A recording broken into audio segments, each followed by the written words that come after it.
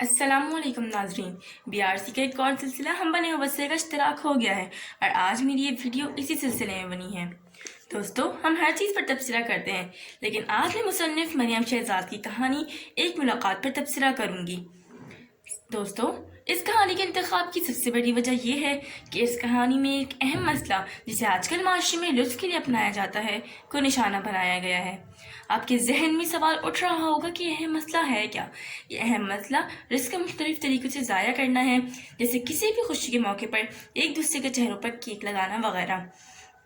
साथियों, हर माँ चाहती है कि उसके बच्चों की तरबियत बेहतरीन हो, और इस कहानी में तमाम बच्चियों की माओं ने उनके एक दूसरे के चेहरे पर केक लगाने के अमल पर रद्द अमल किया और उनकी टीचर ने इनको रिस्क की अहमियत से आगाह किया।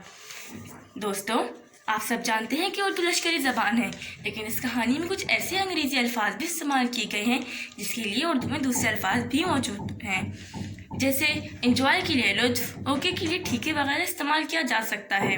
मेरा इस कहानी पर तबसरा निगारी का मकसद ये था कि आप सब रिस्क की अहमियत को जान सकें और अपनी कौमी ज़बान उर्दू का सही इस्तेमाल कर सकें।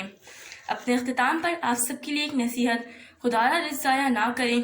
बहुत से लोग ऐसे भी हैं जो रिस्क को तरसते हैं, अगर हम उनकी मदद नहीं कर सकते तो कम से कम रिस्क को ज़ाया ना करें।